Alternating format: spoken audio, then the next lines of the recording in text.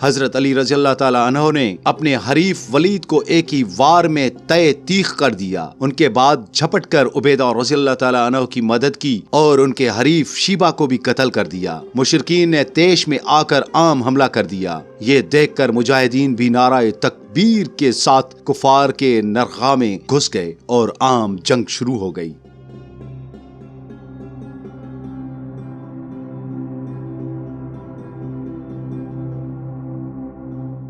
حضرت صلی اللہ علیہ وسلم نے اس دفعہ بھی ان کو بٹھا دیا، یہاں تک کہ جب تیسری دفعہ بھی کسی نے قبول نہیں کیا تو اس بار بھی حضرت علی المرتضی رضی اللہ تعالی عنہ نے چانپ بازی کے لہجے میں انہی الفاظ کا اعادہ کیا تو ارشاد ہوا کہ بیٹھ جاؤ، تو میرا بھائی اور میرا وارث ہے۔ پیارے ڈریم سٹوریز کے ناظرین، السلام علیکم۔ پارٹ 2 میں خوش آمدید کہتے ہیں۔ بعثت کے بعد تقریباً 13 برس تک رسول اللہ صلی اللہ علیہ وسلم کی گھاٹیوں میں اسلام کی صدا بلند کرتے رہے، لیکن مشرکین قریش نے اس کا جواب محض بغض و عناد سے دیا اور آپ صلی اللہ علیہ وسلم کے فدائیوں پر طرح طرح کے مظالم ڈھائے۔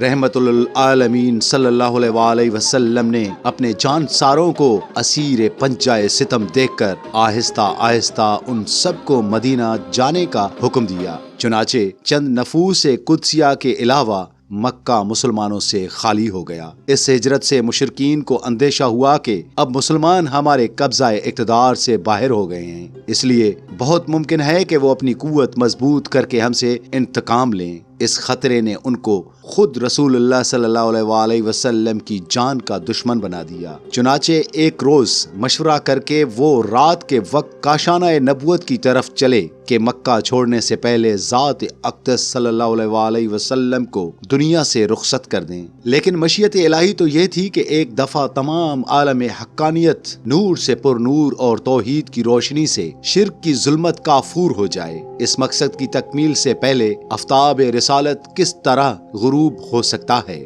اس لیے وحی الہی نے حضرت صلی اللہ علیہ وسلم کو مشرکین کے ارادوں کی اطلاع دے دی اور ہجرت مدینہ کا حکم ہوا۔ سرور کائنات صلی اللہ علیہ وسلم نے اس خیال سے کہ مشرکین کو شبہ نہ ہو، حضرت علی المرتضی رضی اللہ تعالی عنہ کو اپنے فرش عطر پر آرام کا حکم دیا اور خود حضرت ابوبکر صدیق رضی اللہ تعالی عنہ کو ساتھ لے کر مدینہ منورہ روانہ ہو گئے۔ پیارے ڈریم سٹوریز کے ناظرین، حضرت علی رضی اللہ تعالی عنہ کی عمر اس وقت زیادہ سے زیادہ 22-23 برس کی تھی۔ اس غفوان شباب میں اپنی زندگی کو قربانی کے لیے پیش کرنا فدیت و جان ساری کا عظیم الشان کارنامہ ہے۔ رات بھر مشرکین کا محاصرہ قائم رہا اور اس خطرے کی حالت میں اور اس طرح خطرہ کی حالت میں یہ نوجوان نہایت سکون و اطمینان کے ساتھ مہوئے خواب رہا۔ غرض تمام رات مشرکین قریش اس دھوکے میں رہے کہ خود سرور کائنات صلی اللہ علیہ وسلم ہی استراحت فرما رہے ہیں۔ صبح ہوتے ہی اپنے ناپاک ارادہ کی تکمیل کے لیے اندر آئے، لیکن یہاں یہ دیکھ کر وہ متحیر ہو گئے کہ شہنشاہ دو عالم صلی اللہ علیہ وسلم کی بجائے آپ صلی اللہ علیہ وسلم کا ایک جان سار اپنے آقا پر قربان ہونے کے لیے سربکف سو رہا ہے۔ مشرکین اپنی اس غفلت پر سخت برہم ہوئے اور حضرت علی رضی اللہ تعالی عنہ کو چھوڑ کر اصل مقصود کی تلاش و جستجو میں روانہ ہو گئے۔ حضرت علی کرم اللہ وجہہ حضرت صلی اللہ علیہ وسلم کے تشریف لے جانے کے بعد 2 یا 3 دن تک مکہ میں مقیم رہے اور حضرت صلی اللہ علیہ وسلم کی ہدایت کے مطابق جن لوگوں سے آپ صلی اللہ علیہ وسلم کا کاروبار اور لین دین تھا ان کے معاملات سے فراغت حاصل کی اور تیسرے یا چوتھے دن وطن کو خیر باد کہہ کر عازم مدینہ ہوئے۔ اس زمانے میں حضور سرور کائنات صلی اللہ علیہ وسلم حضرت کلثوم بن ہدم رضی اللہ تعالی عنہ کے مہمان تھے، اس لیے حضرت علی رضی اللہ تعالی عنہ بھی انہی کے مکان میں جا کر روکش ہوئے۔ رسول اللہ صلی اللہ علیہ وسلم نے جب مہاجرین میں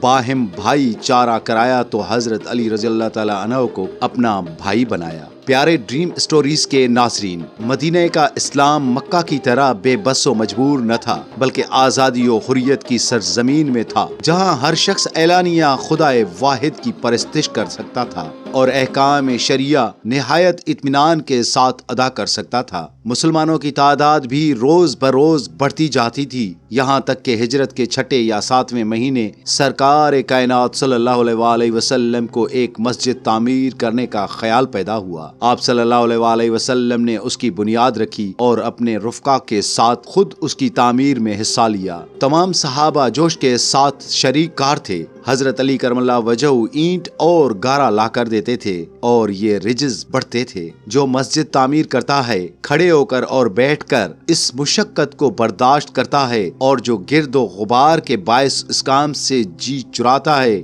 وہ برابر نہیں ہو سکتے۔ ناظرین محترم، سلسلہ غزوات میں سب سے پہلا مارکہ غزوہ بدر ہے۔ اس غزوہ میں آن حضرت صلی اللہ علیہ وآلہ وسلم اپنے 313 جانساروں کے ساتھ مدینہ منورہ سے روانہ ہوئے۔ آگے 2 سیاہ رنگ کے علم تھے، ان میں سے ایک حیدر کرار کے ہاتھ میں تھا۔ جب رزمگاہ بدر کے قریب پہنچے تو سرور کائنات صلی اللہ علیہ وآلہ وسلم نے حضرت علی رضی اللہ تعالی عنہ کو چند منتخب جان بازوں کے ساتھ غنیم کی نقل و حرکت کا پتہ چلانے کے لیے بھیجا۔ انہوں نے نہایت خوبی کے ساتھ یہ خدمت سر انجام دی اور مجاہدین نے مشرکین سے پہلے پہنچ کر اہم مقاموں پر قبضہ کر لیا۔ 17ویں رمضان جمعہ کے دن جنگ کی ابتدا ہوئی۔ قاعدہ کے موافق پہلے تنہا مقابلہ ہوا۔ سب سے پہلے قریش کی صف سے 3 نامی بہادر نکل کر مسلمانوں سے مبازر طلب ہوئے۔ 3 انصاریوں نے ان کی دعوت کو لبیک کہا اور آگے بڑھے۔ قریش کے بہادروں نے ان کا نام نسب پوچھا۔ جب یہ معلوم ہوا کہ 2 یثرب کے نوجوان ہیں تو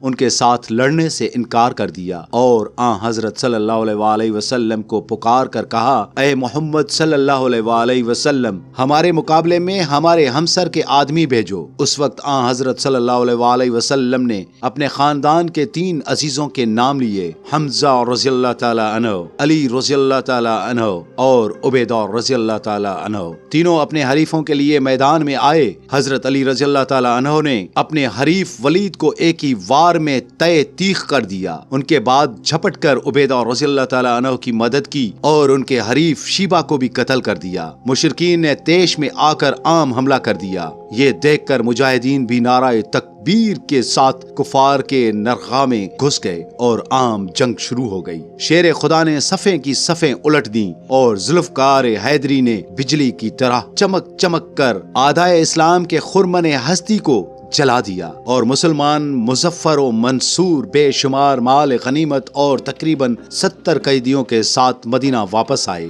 مال غنیمت میں سے آپ کو 1 زرہ، 1 اونٹ اور 1 تلوار ملی۔